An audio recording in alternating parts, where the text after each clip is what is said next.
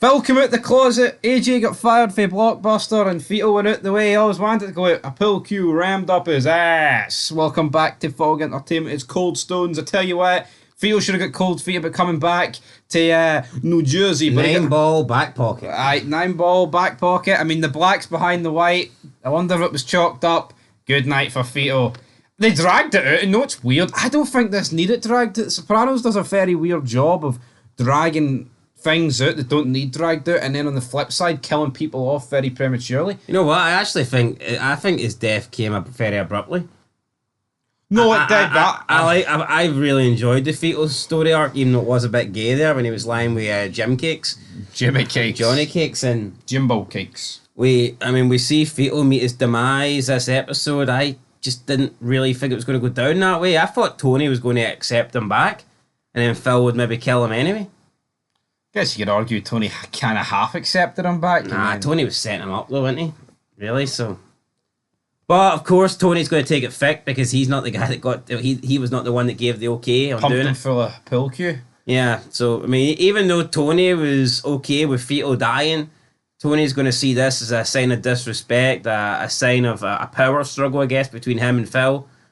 Which, you guess you could argue Tony should be like letting this go. He's like, oh well, Phil did what I wanted to do anyway, so. Still killing a made guy.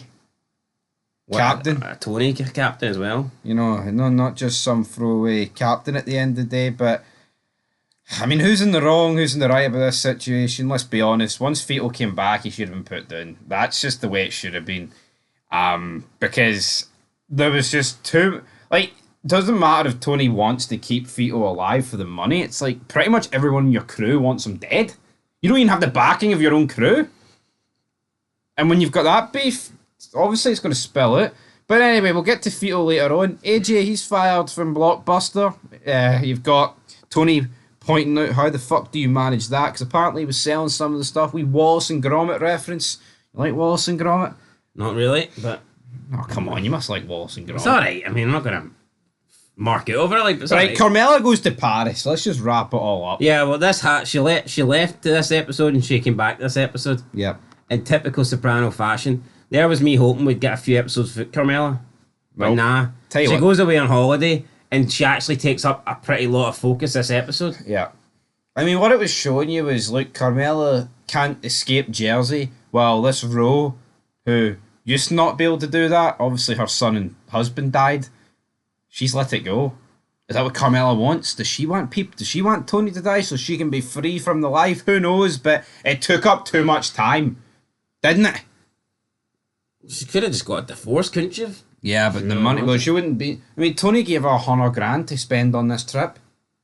Yeah, I don't feel sorry for Carmela. It's not like she's trapped against her will.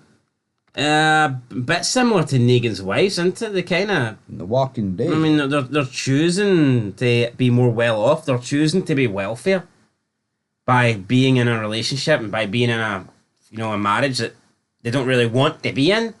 But I guess their greediness is, directing them in that way. So, yeah, that's what it is. Just, I don't like Carmela. Again, this Bo person gets a holiday, seems to be enjoying herself, and Carmela starts bringing up her dead son. Is it because Carmela really cares, or is it out of spite and jealousy because Carmela actually seen this person maybe, trying to enjoy themselves a bit more than she wanted? She's seen this person hooking up with some French stud, and I don't know, maybe Carmela's like, I want that, so I'm going to try and bring her back down to earth by reminding her son's dead. I think it is that, because you know what? A lot of characters in this show, we see it with Tony, you see it with Janice, you see it with a lot of them. It's just not the time to bring it up, and that's what Bo says, like, we're on holiday here, and why you... I know my son's dead, there's nothing I can do to bring him back, and it's like, I agree, it's like, if she brought it up, and Carmela wanted her to elaborate, that's one thing, but she brought it up at a fucking thin air. You know what I mean? It's like it's not like he died in Paris or something. She's having more fun than me. I'm going to bring up her dead family. And who killed him? It was Vito. Don't know how he got the from behind. Don't know how he got the jump on him, to be honest, but he did. Big fat Vito from the Finn Club. He was certainly in the fat fucking club back then. I'll tell you that for free. But we see AJ. Tony gets him a construction job. And then he speaks to Dr. Melfi about it. He sits on his fucking keyboard all day. I want to smash his fucking face in. Which I hate my son. And I just hate the Dr. Melfi scenes. Fucking get them in the bin. sometimes they lead to stuff, but other times I feel like they're just there for filler. No, like, I think Tony's involvement in them's good, but she's just like, I mean, fucking see when we began this show 2.5 years ago with that pilot. Did you think she'd still be in the show? No, I thought I thought maybe it was just going to be an opening scene, similar to GTA. Yeah. 5 when you've got Michael in there. Then I thought maybe she was going to be a season 1 thing. I did not expect the Dr. Melfi stuff to run through the entire course of The Sopranos, but there you go. Looks like that's the way it's going to be. Yeah. I mean, we did have also, Carmela had a dream about Adriana and the cops, like, she's dead, and then she woke up, so is she going to question Tony some more on that?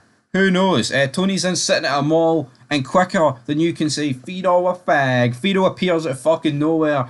Tony's like, whoa, what the fuck? Yeah, he blames his blood pressure medication. He says it fucked with my head, and Tony's like, well, you're going to get a doctor's note to say you don't like to suck dick no more. Vito's like, I know it's going to be tough, but AC, Atlantic City, down there, I can work for there, and it can all be good. Tony thinks about this offer. He walks off. What do you make of his excuse? Blood pressure medication? I don't think that was going to work, is it? No. I mean, why? Well, sure, if it's going to work, why not go to Phil about it? See if he didn't go on the run for like 6 months, or however long it's been. Maybe.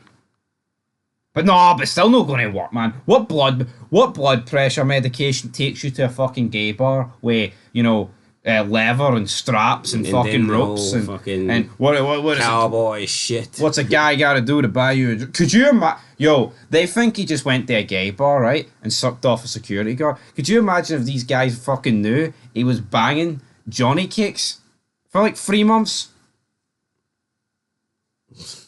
I know you can say, well, what difference does it make? He was actually in a relationship with some guy. Aye, well, bailing out on the. Not the club, but bailing out on the crew and his family. Yeah, I mean, he speaks with his family. He says like he's an undercover guy, and he was what was it? He said something about Deep. He was in Deep, and I thought that was pretty good. But he's then talking to his wife. He's like, "Oh, I think we should have another kid." So, what do you call him? Phil. He gets a word of this. He's like, "I was speaking to Marie, Tone. I know she's seen the fat Finook." Tony's like, "Is this about Vito?" Well, fuck you, and then walks off. So this is obviously causing a more of a rift between these two. We then see more business between Phil and Tony, to the sense of Phil's kind of pushing hard on percentages. I feel like every time they meet, they talk about percentages, and I bet you, right, like 75% of people that watch this show have no fucking idea when these guys talk about percentages. Like, obviously it's business, right, and it's not all important. But they could literally be fucking talking about anything. 2 points. Yeah, like 2 points, 75 of the Esplanade, 72 here, 1 there, whatever you want to call it. Tony then says to Sil, you know what, we need to kill Vito because it's never going to end up good with Phil. He's had a hard on for Vito, pun intended, this entire time, and if I don't kill him, he's going to have that for us. So essentially what we see Vito make a phone call to Tony. Tony's like, right, 11 p.m. in the mall tomorrow. Vito returns to his motel room. And what happens? I tell you what, it was a WrestleMania-esque entrance for Phil Leotardo. Yeah, you just, basically, Vito gets jumped, then the next minute you see... it's time to play the game. And the closet just slides open and Phil walks out, and obviously that's a definition coming... You're a fucking disgrace. Coming out of the closet. And Vito gets taped up here. Not really allowed any last words here. Would he have begged for his life? Don't really know. Phil didn't really care. He just gave his men the go ahead, and they start beating up Vito, and they don't stop beating up Vito, and they just keep beating him until he's no longer there, and screen fades away, and that's it. It's the end of Vito. It's the end of Vito. Terry did borrow some money from him. We see a scene with the funeral. Phil and his wife, like, they were being absolute dicks, right? Yeah. Did Vito need to go? Probably, right? I don't think we're going to sit here and fucking deny that. It's the mob. I think Phil was being a bit more humane, like, or... yeah, than his wife. His wife started fucking crying about the shoe tailor or something who's going blind at 47. Why the fuck would Vito's wife care about that? I mean, Phil was, even though he didn't like him, he was fucking lying, wasn't he? He was like, he was... You know, he's a good man, he's a good fella, and I loved him like a brother-in-law, but maybe it's better off he's not here for the kids, you know? Like, I loved him like a brother. I get it, right? That's a bit of a dig there, 100%. But I felt like Phil was at least pretending to care. Yeah. Yo, Suppose it's the least he could do after. I genuinely think Phil did care about him. That's why maybe it hurt him so much. Yeah, there is rumours, right, and I don't really know how much of this is fucking... There is actual rumours that Phil Leotardo himself was gay, and it's why he took this so bad. Well, if you had to rate that out of 10, what would you give it? I'd give it a fucking 1. Like, I mean, I won't give it a 0 because he did do 20 years in the fucking can, like, so who knows what happened in the can. I did 20 fucking years. 20 years in the fucking can. So yeah, he's dead. Tony doesn't take this too well because he's like, yeah, it's the problem, sort it, but if Phil's willing to do that and undermine me and my crew, what's next, baby? Well, I'll tell you what's next. Big fat damn. One of the guys that battered Vito arrives. We've got Carlo and Sil. The guy just makes one gay joke too many, and when I say one gay joke too, he made about fucking 10. He had his chance here to leave. Like, he comes into basically enemy territory, rips the piss at them, basically says they're all cocksuckers, and he expected to walk out. True, but I mean, he wasn't really saying anything that everyone else in Tony's crew wasn't saying. Yeah, but they're all... Yeah, even when Vito died, though, I mean, you seen them, they were all looking at Tony for basically the go-ahead to start making jokes about it. Yeah. What's Chris said? Lovers quarrel, maybe? About the pull cue up the ass? But but nobody was like... No one really seemed that upset about it, which is fucking weird, by the way, because I get it, he broke the code, like, but it just goes to show you maybe nobody really liked the guy. Yeah. How can you be so heartless and have no feelings over somebody that you've known just because they were gay? You might not agree with it or whatnot, and you might want him out, like, but like genuinely nobody seemed upset over his death. But then again, I think we've all seen that these are all greedy bastards that would probably kill each other just to get ahead. So, and you know, considering Vito was a big earner, probably was some jealousy in there too. Yeah, there probably was some jealousy in there. Essentially, Tony's like, you know what? How about we hit back at Phil financially? Why a room in Sheepstead Bay? Yeah. So Fat Dom, he's dead. I mean, I thought this was probably one of the few. I think it was a good action scene. Fucking Silvio, it was like the WWE game, double team in the corner, but instead of like a melee weapon, it was a fucking big ass chef's knife right into the chest of Big Fat Dom. He's dead. Tony arrives. He's like, right, I didn't see this. I'm away. I'm checking it. So, is New York going to blame New Jersey for this? Is Fat Dom going to disappear? Only time will tell. We then seen like an ending montage. The Vito's Fin Club photographer reads the newspaper. They've all kind of read the newspaper at this point, and he sees, mob man killed. I feel sorry for his daughter and son. Like, well, he wasn't a spy. He was a homosexual. And then the guy points out, here, this guy used to be a member of my Fin Club. He opens up the photo album, and we see Big Vito. R.I.P. to Big Vito. You know what? I said this is probably my favourite arc of the show. Not because it's like... I just think because of the banter, man. I'm not going to sit here and say it's like the greatest action sequences of all time, but I think the dialogue's been really good, and it's the end of Vito. Any closing thoughts on Big Vito? Undeserved death, in my opinion. Shouldn't have been killed? No, I think he should have just been given an option to walk away. But he came back, man. He couldn't live the normal life up in New Hampshire with Jimbo, the Johnny Cakes. It went to his head. Maybe he just got rid of his watch, he'd have been alright. Come on, he gave it one day. Fuck 10 to 10 and bailed. I know what time I think he started at 8. He did an hour and 50 minutes, man. He couldn't fucking hack it. If he's such in good shape, he should have been alright. I know. Maybe it'll be 12. 12:30. 10 to 10! What?